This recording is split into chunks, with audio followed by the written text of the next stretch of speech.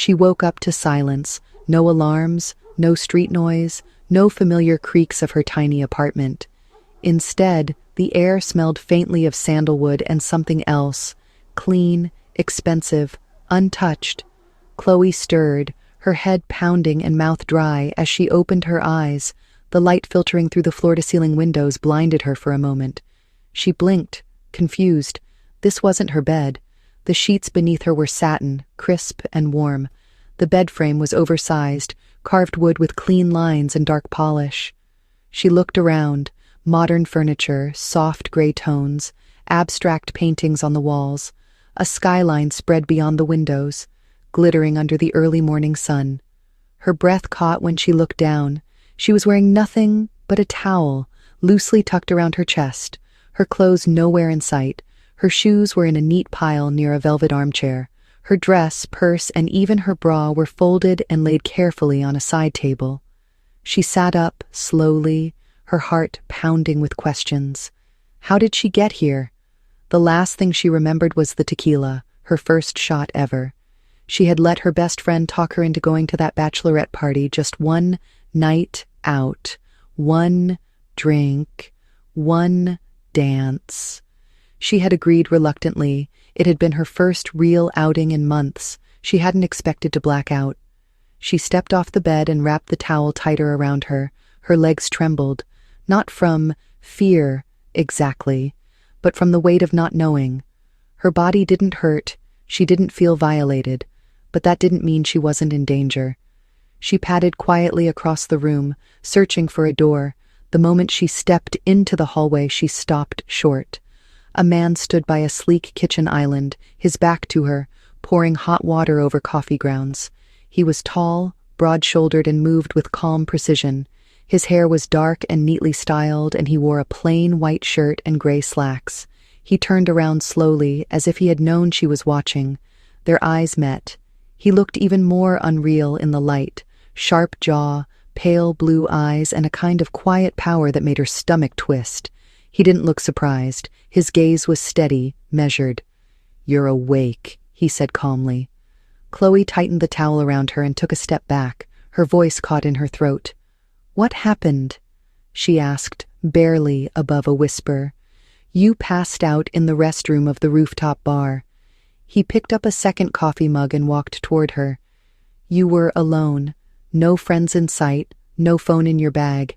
I asked the manager if I could take you somewhere safe." He handed her the cup. "I figured this was safer than a hospital waiting room." She hesitated, eyes darting between the cup and his face. "You didn't do anything." His jaw tightened just slightly. "No, I took off your wet clothes and put you to bed. That's it. Everything's there, clean and folded. You were freezing. I gave you space." Chloe's cheeks flushed. 1,000 thoughts swirled in her mind, but none formed clearly enough to say aloud. "Thank you," she managed, staring into the coffee. He nodded once, turned away, and said nothing else. She didn't know his name. She didn't know why he'd helped her. But as she looked around the penthouse, because that's what this had to be, she realized one thing. Whoever this man was, he didn't live in her world. And yet, last night, her life had crossed paths with his in the most vulnerable, accidental way possible. She took a small sip of the coffee, her fingers trembling, and for a moment she didn't feel afraid, just out of place, like a book on the wrong shelf. Chloe stood in the elevator, her clothes finally back on, her heart still unsettled as the doors slid shut behind her.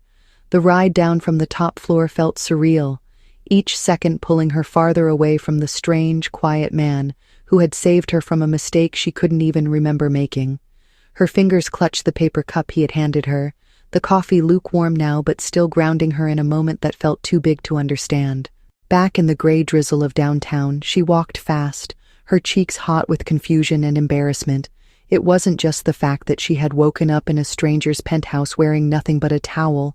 It was that he hadn't done what she feared most. He hadn't taken advantage, hadn't looked at her with expectation or pity. He had only offered coffee, said little, and let her leave without questions.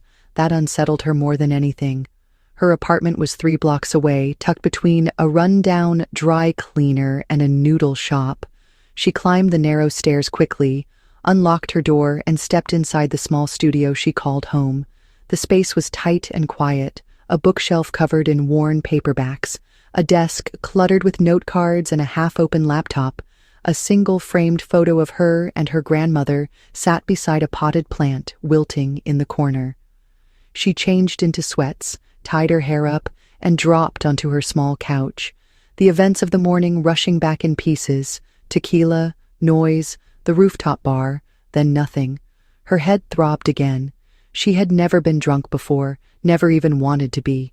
The night had been a favor to her friend from work, a final celebration before she moved out of state.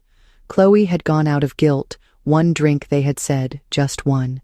She hadn't expected the rooftop to be so beautiful, all glass and lights, music humming under her feet.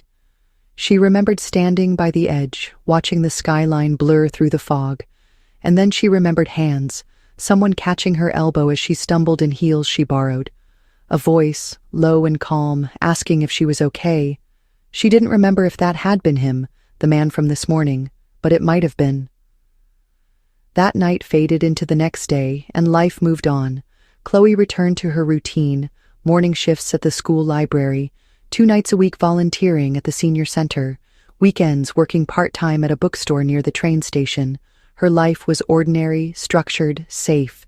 She liked it that way, no surprises, no expectations. Until the surprise returned. A week later, she was helping a student scan textbooks at the library front desk when a clipboard was placed gently in front of her. She looked up and froze. Standing there in a gray coat and scarf was the man from the Penthouse. Taller than she remembered, his eyes calm, focused, not entirely cold. "Hello again," he said. "I believe we've met." She blinked, trying to find her voice. "Yes," she said quietly, her fingers tightening on the counter edge. "I'm here about the new digital archives project," he said. "My company is helping the school implement it. We're just doing some early coordination visits. I didn't know you worked here." Neither did I, she thought, but she only nodded. Her chest tight, she stepped out from behind the desk, the clipboard still in her hand. "I'm Chloe," she said simply. "Ethan," he replied, though she hadn't asked, his voice softer than it had been that morning, like he was speaking to someone fragile. She led him down the hall, into the back office, her mind spinning with questions. She had imagined this moment all week, rehearsed it in her head, but none of those imagined versions had prepared her for the quiet reality of his presence in this dull, fluorescent-lit building. They walked the halls slowly. He asked her about the library. She answered plainly, each word cautious, measured. She still didn't know what he wanted or why he was here, but he didn't press, just listened. At the end of the tour, he paused by the staff bulletin board, glancing at the faded flyers, then turned to her. "Would you let me buy you coffee?" he asked. It was a strange moment. Not flirtatious, not demanding, just honest. She hesitated. Her instinct told her no, but something in his voice reminded her of how he had looked at her that morning, not like a man with power, but like someone trying not to scare something small and afraid. "Maybe," she said, "not today, but maybe." He nodded, no pressure, just gratitude. Then he left, leaving behind his name, his voice, and 1,000 new questions. Chloe tried to return to normal, or at least pretend that she had, but normal had shifted. Her days moved in the same rhythm, the same familiar steps through narrow halls and soft pages. But now, behind every task, behind every conversation, there was the echo of his voice, the memory of his apartment, the calm in his eyes when she expected judgment. Ethan was not someone she could easily forget, not because of what happened, but because of what hadn't. He hadn't looked at her like she owed him anything, and that confused her more than she liked to admit. The next time they saw each other was not accidental. He returned to the library 3 days later, this time with 2 other people, dressed in darker colors, both carrying tablets. They looked official, efficient, like people who made decisions and expected the world to move accordingly. Ethan didn't say much that time, only nodded politely when he saw her, but his eyes lingered a second too long, and Chloe felt her stomach twist again, not in fear, but something stranger, quieter, something close to curiosity, and something dangerously close to wanting. That night, she sat in bed with her laptop open but unread. Her phone buzzed once, a message from an unknown number. "Thank you for the tour last week. I would still like to buy you that coffee. No pressure." If not, she stared at the screen for a long time, her thumb hovering over the keyboard. She didn't know how he had found her number, maybe through the school files, maybe from someone on staff. But the message was simple, respectful. Like him, she typed and deleted twice before replying. "Okay, but only if it's near the library. I don't have much time this week." The response came almost immediately. "There's a place 2 blocks down, Wednesday at 4, I'll wait." That Wednesday was cold and gray, the kind of afternoon that made the sky look like steel. Chloe wrapped herself in a thick sweater and told herself it was just coffee, not a date, not a decision, just a meeting. She spotted him before she reached the cafe, standing outside with his hands in his pockets, his coat sharp and neat against the dull street behind him. He looked like a scene from a different film, something expensive and still. She almost turned back, almost let the fear win. But then he looked up and smiled, not wide, not forced, just enough. Inside the cafe, he asked about her work and her life, about the students she helped and the books she loved, and she found herself answering, not with guarded half-truths, but with real pieces of herself. Not all of it, but enough to feel seen. She asked about his company and he told her little, brushing it aside like it didn't matter. "I inherited most of it," he said, "but I'm trying to make it matter. We do a lot with education now, funding access, digitizing collections. Libraries are under threat. I'd like to keep them alive." She didn't know why that made her chest ache, but it did. They talked until the light outside faded, until the cafe filled with the quiet clatter of dishes being stacked. He walked her back to the library without asking, not too close, not too far, his presence calm and steady. "Thank you," she said as they reached the steps. He didn't ask for anything more, didn't push, just nodded and said, "Anytime." After that, he came around more often, not just for library business, but with donations, meetings, proposals for community programs. Always professional, always poised, but he would glance her way when he thought she wasn't looking, and sometimes she let him think she hadn't noticed, but she always did, and part of her waited for those moments. She didn't know when it happened, but his presence stopped feeling like an interruption and started feeling like a thread, something woven into her week, something quiet and steady and beginning to matter. The shift came slowly, like warmth creeping into a room after winter. They had coffee twice more, always at the same corner shop, always on neutral ground, and each time he asked more questions, not about her past, but about her hopes, her ideas, her quiet belief that maybe things could be different. Maybe kindness wasn't weakness, maybe structure wasn't a cage. He never made her feel small for dreaming, and she never felt like she had to earn his attention with anything other than honesty. That was new and terrifying. Then one afternoon, he asked her something different. "Would you ever want to see the city from above? I mean really above, not just rooftops." He said it with a lightness that tried to hide the question underneath. She tilted her head and smiled. "I live on the 3rd floor. That's already a stretch." He chuckled and nodded. "Fair enough, but the offer stands." 2 weeks later, she said yes. The elevator to his penthouse felt taller this time, less foreign, though still impossible.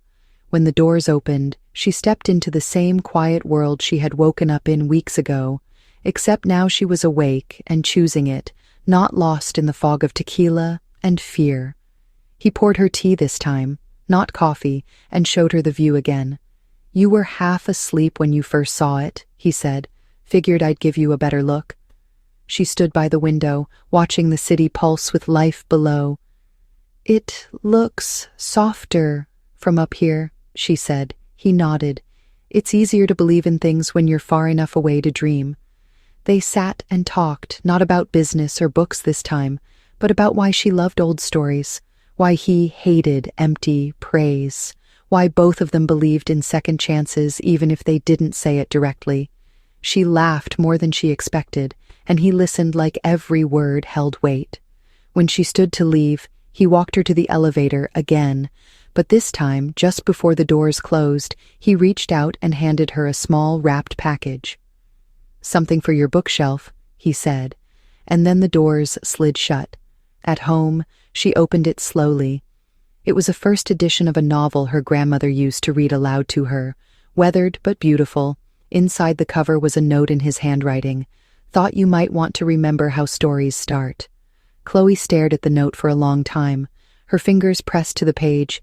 She didn't know what this was, what they were building, if anything, but it felt like the beginning of something real, something that didn't demand, didn't rush, something with roots.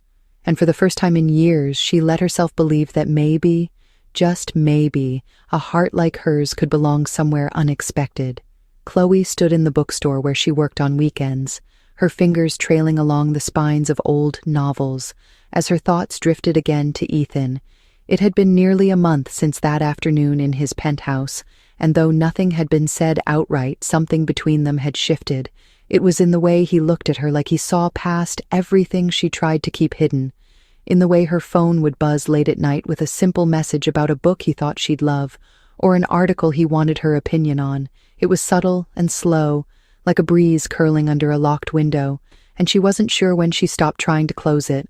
He never pressed for more than she was willing to give, not her time, not her story, not her trust. He was patient, and she hated how rare that felt.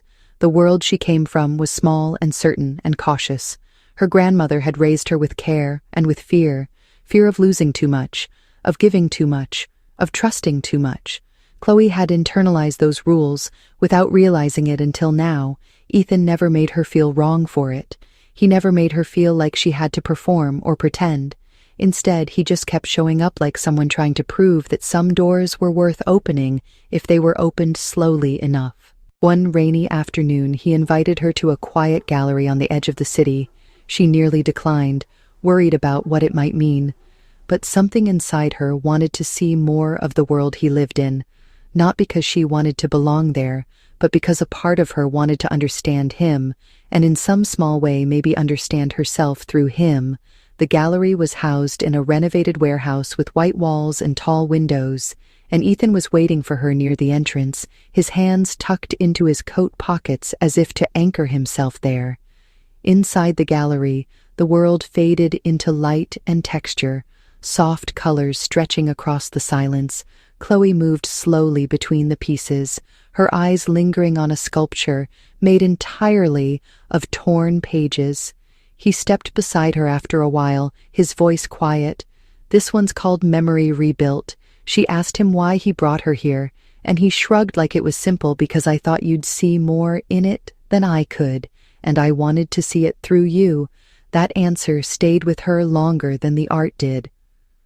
After the gallery, he offered to walk her to the train station, but they stopped at a quiet cafe tucked in a side street, where the lights were soft and the music barely there. They sat in the corner, and for a long time neither of them spoke. Finally, Chloe broke the silence, her voice low and cautious. "Do you ever feel like there are two different versions of your life running in parallel? The one people think you're living, and the one you're actually surviving?"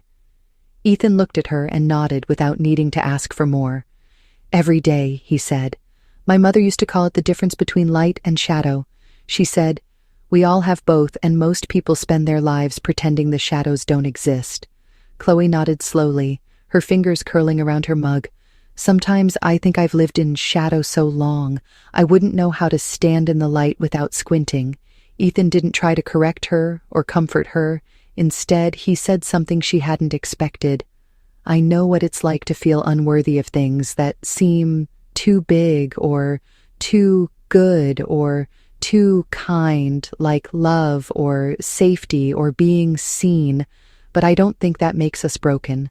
I think it just makes us human, and maybe it means we'll hold on tighter when we finally find it.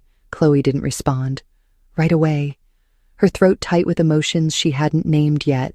She didn't know what they were building, only that it wasn't fragile, and it wasn't pretend. It was careful and real and terrifying. That night, when she got home, she stood in front of the mirror for a long time, not looking at her face but at her eyes, trying to see what he saw when he looked at her with quiet reverence. She didn't feel beautiful in the traditional way. She felt ordinary, but Ethan never made her feel ordinary. He made her feel rare without ever saying it aloud, and that felt more dangerous than anything because it meant she had something to lose now.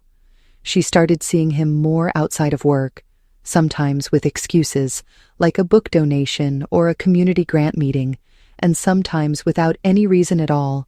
He would call and ask if she had an hour to spare, and she'd find herself saying yes before thinking.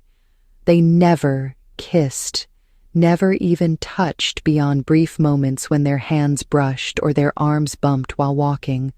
But the closeness felt deeper than physical, like a string connecting them quietly across rooms and weeks and fears. Then one evening he invited her to a private event his company was hosting. He said there would be donors and board members, and he didn't expect her to speak or network, just to be there with him, just to share the evening. Chloe hesitated, but eventually agreed. She borrowed a dress from a coworker, a simple navy piece that made her feel awkward until she saw the look on Ethan's face when she walked in. His expression softened, and he reached for her hand as if the room didn't exist. The event was held in a glass hall overlooking the bay. Chandeliers shimmered overhead, and waiters moved between guests with practiced grace. Chloe stayed near Ethan's side, quietly observing as he moved through the room with the calm confidence of someone used to power. But when he looked at her, it wasn't with detachment, it was with warmth, like she was the only person grounding him in the chaos. When they stepped outside onto the balcony for air, she asked him something she had kept buried. "Why me? Why are you always so kind to me?" Ethan didn't hesitate, because you don't expect it and because you don't ask for it, but you deserve it anyway. That answer cracked something inside her, a wall she hadn't realized was still up, and suddenly she found herself telling him about her grandmother, about the years of working and studying and keeping herself too busy to feel alone, about her decision to stay a virgin not out of fear, but because she wanted love to mean something. Ethan listened without interrupting, his expression unreadable, but his gaze steady. When she finished, he took a breath and said, "Thank you for telling me that. I know that wasn't easy, but I want you to know that nothing you've said changes the way I see you. If anything, it makes me trust you more because it means you're real, and you've been fighting for yourself longer than most people ever will." They stood in silence after that, the city lights below them flickering like distant stars, and for the first time Chloe reached for his hand without thinking. Their fingers laced, and neither of them said anything else, because in that moment, words would only make the silence smaller, and the truth between them was already loud enough. The morning air was still and cold as Chloe stepped out of the library, her coat pulled tightly around her and her thoughts heavier than usual. The night before had shifted something between her and Ethan, something she wasn't sure how to define but couldn't deny. They hadn't kissed or confessed or said anything dramatic, but the way he had held her hand, the way he had looked at her, like she was something steady in a world too fast. It stayed with her like a warmth tucked beneath her ribs. The city moved around her as she walked, but she felt separate from it, like the ground had shifted slightly beneath her feet, and she was only just learning how to balance again. That afternoon, Ethan called and asked her to meet him at a site his company had just purchased. It was an old, abandoned theater in the heart of the city, the kind of place that once hosted opera and now held only echoes and dust. When she arrived, he was already there, standing near the crumbling stage, his suit jacket off and his sleeves rolled up as he spoke with an architect.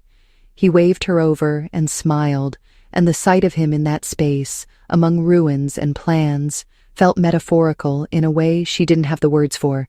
They walked through the building slowly, his voice soft as he told her what they were hoping to turn it into: a cultural center, a place for music and art and literature, something for the community, something lasting. Chloe listened and nodded and asked questions, and somewhere between the broken rafters and dusty seats, she realized she was proud of him, not for the wealth or the power, but for the way he was using it, the way he seemed to carry the weight of something greater than himself. Afterward, they sat on the edge of the old stage, their feet dangling over the side and their shoulders barely touching. He looked at her and said something unexpected. "I used to think people like us would never meet in real life, like we lived in separate books on opposite shelves, and the only way our stories would ever touch was if someone forced them together." Chloe tilted her head and asked, "And now?" He smiled slightly and said, "Now, I think maybe some stories were just waiting for the right chapter." That night, they went to dinner for the first time. A real dinner, not coffee or a meeting or an excuse. A quiet, Italian place, with soft lights and older couples who spoke in low voices. Chloe wore a green dress she hadn't touched in years, and Ethan wore a tie she suspected he had chosen just for her. They talked about music and childhood and what they both wanted in 5 years, and when dessert came, neither of them touched it, too full on something else entirely. On the way home, he didn't ask to walk her back, and she didn't ask him to, but they moved together down the sidewalk like it was natural, like they had always done this. When they reached her building, they paused, and the silence stretched just long enough to feel like a choice. Chloe looked up at him and whispered, "I don't want to be afraid of this." And he stepped closer and whispered back, "Then don't be, because I'm not going anywhere." She kissed him before she could change her mind, soft and careful and real. And when he kissed her back, she felt the ground stop moving, felt the storm inside her quiet. It wasn't dramatic or perfect, but it was theirs, and that was enough. When they pulled apart, he pressed his forehead to hers and didn't say anything, because nothing needed to be said, not in that moment. The days that followed were slow and bright, their routines shifting gently to make space for each other. Sometimes he would pick her up from work with coffee and a tired smile. Sometimes she would bring him lunch at the office and stay just long enough to hear his laugh before slipping away again. They didn't announce what they were or define it, because they didn't need to. It was enough to know it existed, and it was growing. But peace never lasts forever, and just as quickly as their world had opened, it began to close again. One evening, Chloe arrived at Ethan's office to surprise him, a small bag of his favorite cookies in hand, and a smile she couldn't quite hide. But when she stepped off the elevator, something in the air felt wrong. The receptionist looked nervous, and Ethan's assistant wouldn't meet her eyes. She asked if he was in, and they nodded, but didn't speak, and the silence hit her like a chill. She knocked softly and entered. Ethan was seated behind his desk, his jaw tight and his eyes darker than usual. Across from him sat a man in a tailored suit. She didn't recognize, but immediately disliked. The man turned to her with a smile too sharp to be friendly and said, "You must be the girl."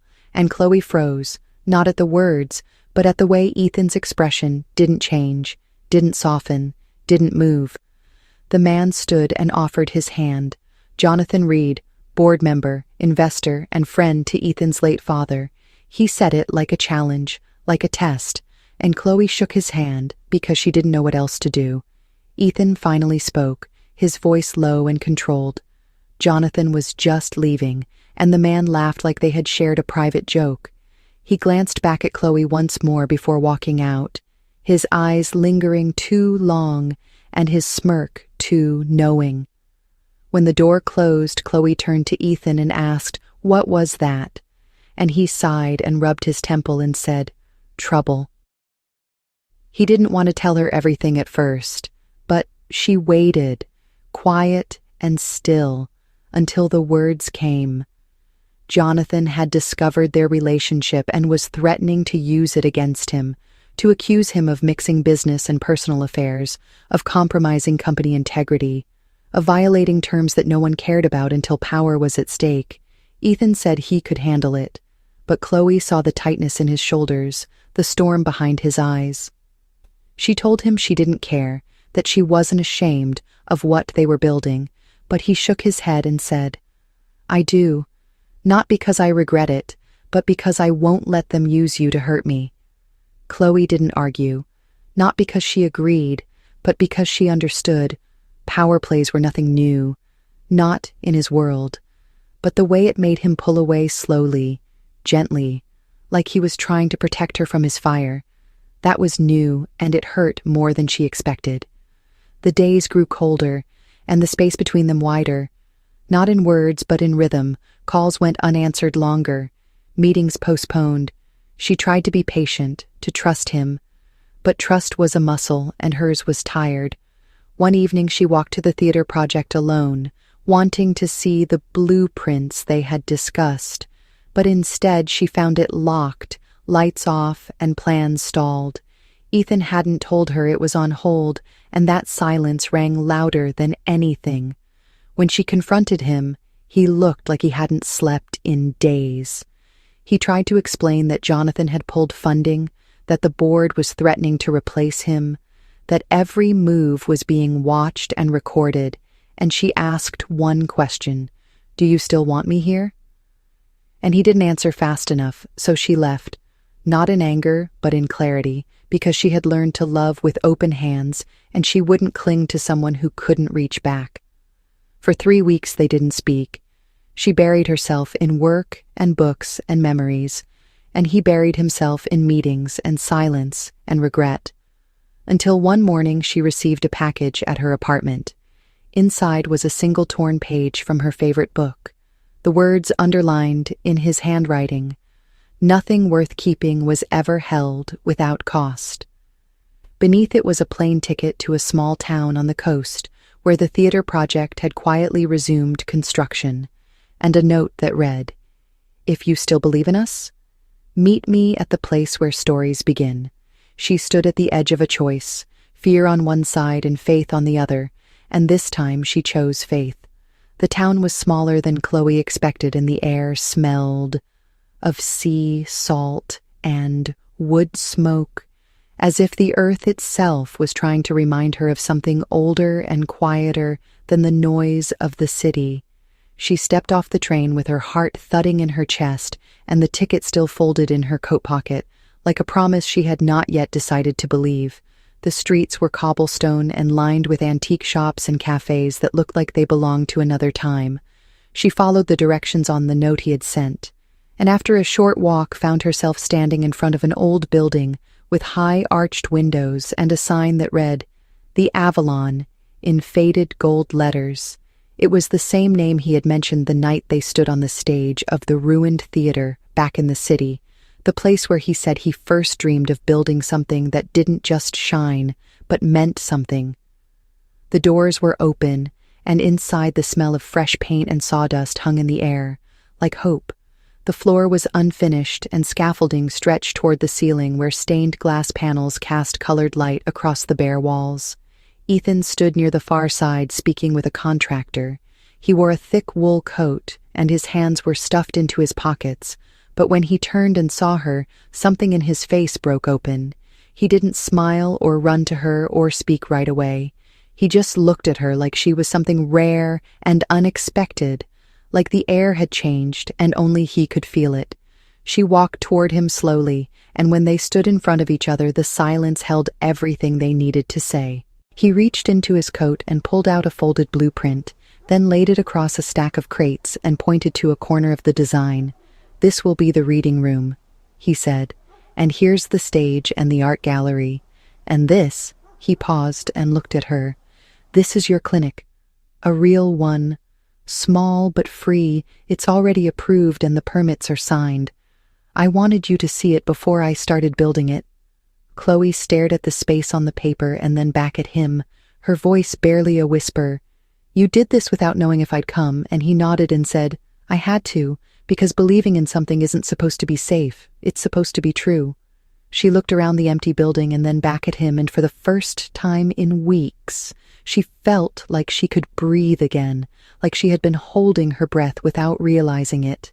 And now everything inside her was rushing back. Ethan stepped closer and said, "I never stopped wanting you here. I just didn't know how to keep you safe from everything around me." Chloe looked at him and said, "I didn't need to be protected. I needed to be trusted." He reached for her hand then, slowly, like he wasn't sure if he was allowed, and she let him take it because there was nothing left to fear. They walked through the space together as workers hammered and painted and shaped what would soon become something new. Ethan pointed out every room he had designed with her in mind, every line he had drawn not just for the sake of the community, but because of the way she had changed the way he saw everything. And as they moved through the building, Chloe felt something settle inside her, something soft and strong like certainty. When they reached the upstairs office he had reserved for meetings and quiet planning, she paused and looked at him. Why this place?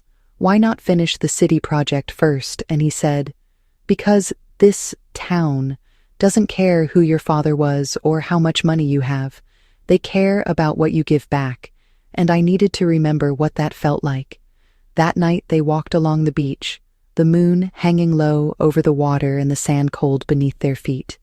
Ethan told her about his childhood, about the pressure of growing up under a father who believed success was measured in silence and numbers, about the night he decided to leave everything behind and build something that mattered.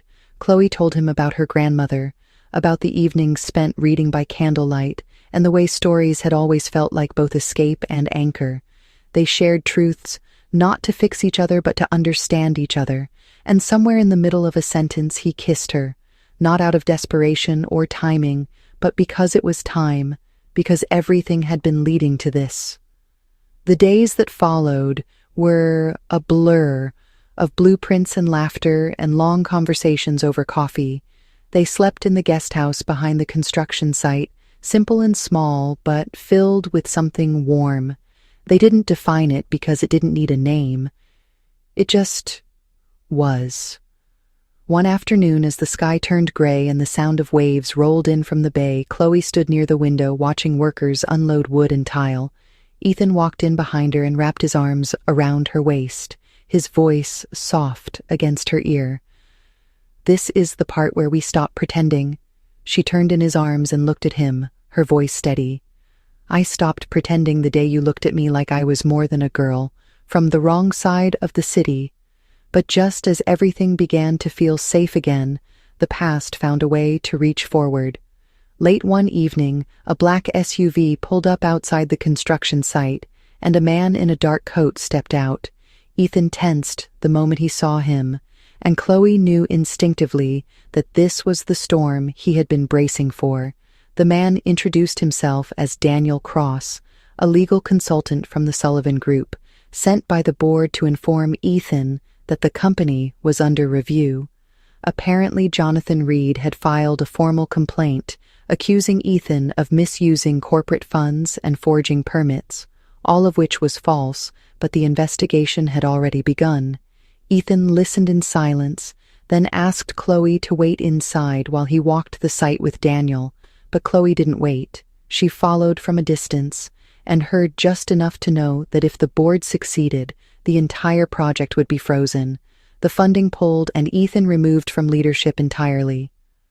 When he returned to the guest house, she confronted him, her voice shaking. "Why didn't you tell me it was this bad?" And he looked exhausted when he said, "Because I didn't want you to think I failed you." She took his face in her hands and said, "I didn't fall in love with you because you're perfect. I fell in love with you because you kept choosing to be good when it would be easier to give up." They spent the night gathering evidence, writing statements, preparing documents. Chloe called in every favor she had from her college professors and nonprofit contacts. Ethan reached out to the staff who had worked with him since day one. The next morning they held a video conference with the board and laid out everything, not just the plans, but the proof, not just the numbers, but the stories. And when they finished, Ethan looked directly into the camera and said, "If you take this from me, then I'll start over somewhere else. because I didn't build this for your approval. I built it for the people who don't get asked what they need." There was silence, and then finally, the board voted. The motion to remove Ethan was denied, the project reinstated, the funding safe. Chloe watched as he closed his laptop and buried his face in his hands. She crossed the room and wrapped her arms around him, whispering, "It's over." But they both knew it was only just beginning. That night, they sat by the fireplace in the guest house, the flames casting shadows across the walls. Ethan took out a small velvet box and placed it between them. "I bought this before the board ever knew about us. I didn't want it to be because of pressure or time or drama. I just wanted it to be real." Chloe looked at the ring inside, simple and elegant. And hers? She didn't need to ask questions. She just said yes, because there was no other answer. They kissed then, not out of relief but out of certainty, because they had faced fire and fear and found something worth keeping. And that night, as they lay in bed, listening to the wind sweep across the bay, Chloe thought about the night she had taken that shot of tequila, how she had woken up stripped of more than just clothes, stripped of walls and fear and certainty, and how she had walked straight into the heart of something that didn't care where she came from, only where she was willing to go next. The sun broke gently over the town, casting golden light across the roofs and the water beyond, and in the quiet of the morning, Chloe woke to the sound of Ethan's steady breath beside her, his arm draped loosely across her waist, their bodies still tangled beneath the soft quilt of the guest-house bed. There was a strange comfort in waking up like this, without alarm clocks or urgency, without the fear of uncertainty that used to sit at the edge of her chest each time she opened her eyes. Now there was just this, light and warmth and a steady rhythm that said, "We are here, and we made it." She lay still for a while, letting herself trace the path that had brought her here, from the night at the bar with that one innocent dare, to the awkward moment in the elevator, to the nights filled with hesitation and hope and kisses that felt like beginnings. There was so much that could have gone wrong, so many chances she had to walk away or turn back, but she hadn't, and neither had he. That was what made it all feel real, not the ring or the plans or even the building they were about to raise together, but the choices, small and brave and constant. Ethan stirred, his lips brushing against her shoulder as he murmured her name, soft and tired and full of something tender. She turned to face him, and he smiled, still half asleep. "Morning," he said, and she smiled back and whispered, "It is now." They stayed like that for a while, speaking in fragments and touches, until the sound of footsteps outside the window reminded them that the world still waited, that even in love there were responsibilities and promises, and people depending on them. Later that morning they visited the site together, hand in hand, their shadows long on the gravel path leading to the newly laid foundation. Workers nodded and smiled and offered greetings that felt warmer than usual, not because of who Ethan was, but because of what they saw when they looked at the two of them, something that didn't need a title to be understood, something that carried its own quiet power.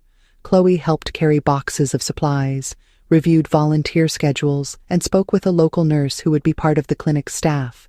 And as she moved through the work with purpose and grace, Ethan watched her from a distance, thinking not for the first time that he hadn't found a woman to complete his life. He'd found one who gave it meaning. That evening, a small celebration was held at the community hall, not an official launch, but a gathering of the people who had helped, who believed in the dream Ethan had brought to their quiet town. There was food and music and laughter that filled the walls. Chloe stood near the punch table talking with a young couple who planned to bring their child to the new pediatric wing. Once it opened, their story was simple: a job lost, insurance denied, and a daughter with chronic asthma who needed consistent care.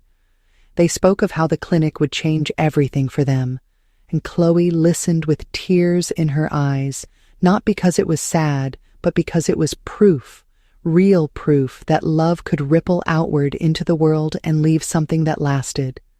When Ethan took the small stage to speak, the room quieted, and for a moment he just looked around as if trying to hold it all in. "Thank you for believing," he began, "not just in me, but in something bigger than me. This project was never just about buildings. It was about people, about stories that deserve to be heard, and lives that deserve to be lived without fear." And then he turned slightly and looked at Chloe, his voice catching just enough to make her chest ache. "And for me, it's always been about her.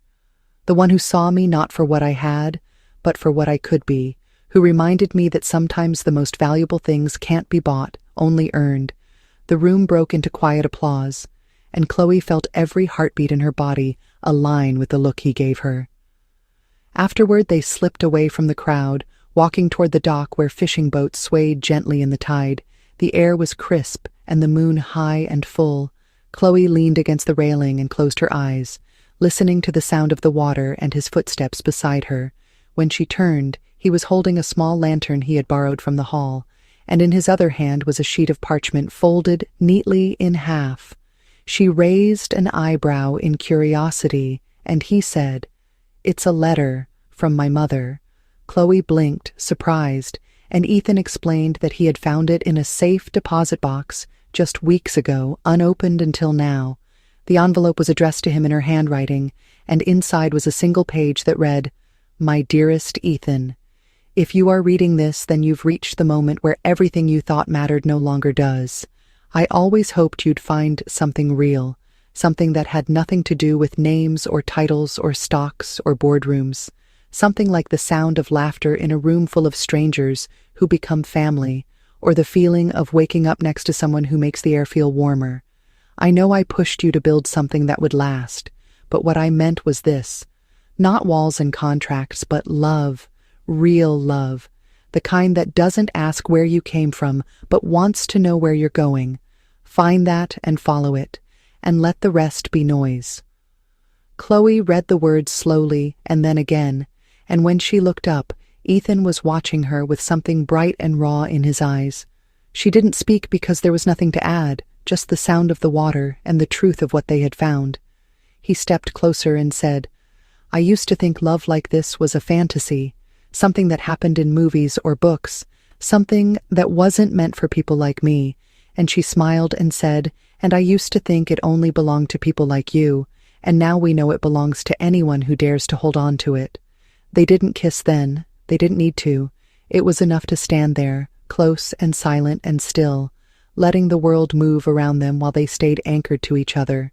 When they returned to the guest house, Chloe unpacked her notebook and began drafting the first outline for the clinic's educational outreach program. Ethan sat beside her reviewing construction costs and timelines, their work intertwined like their lives, full of purpose and trust and something deeper than ambition. In the days that followed, the foundation grew, not just for the building, but for the life they were building together. People from nearby towns came to offer help. Volunteers signed up. Donations came through quietly from those who believed in what was being done, not because of press releases or marketing campaigns, but because of whispered conversations, because kindness still traveled in quiet waves. Eventually, the hospital in the city reopened as well, with new staff and a renewed mission, and Chloe visited it with Ethan by her side, walking the polished halls with a different kind of pride, not the pride of arrival, but the pride of transformation. She no longer felt like the girl who had walked through those doors with shaky hands and dreams too big for her salary. Now she was the woman who had made something impossible real. As the story of their journey began to spread, they were offered interviews and features and opportunities to speak at conferences, but they turned most of them down, choosing instead to remain focused on the work, on the people, on the quiet everyday moments that had always meant the most. Because in the end, it wasn't about recognition or applause. It was about standing side by side and knowing they had chosen each other every single day. One quiet evening, as they sat in the guest house, watching the last light fade from the sky, Ethan turned to Chloe and said, "I used to think our lives were drawn in different colors, that no matter how close we came, we'd always be separated by the lines the world drew between us. But now I think love was always the eraser, the thing that made the lines disappear. Chloe nodded and rested her head on his shoulder and said, "Love isn't about erasing who we are. It's about choosing to see past what we've been told we're allowed to be." And in that simple truth, with no grand ceremony or music or declarations, they sealed something stronger than any contract, something richer than any fortune.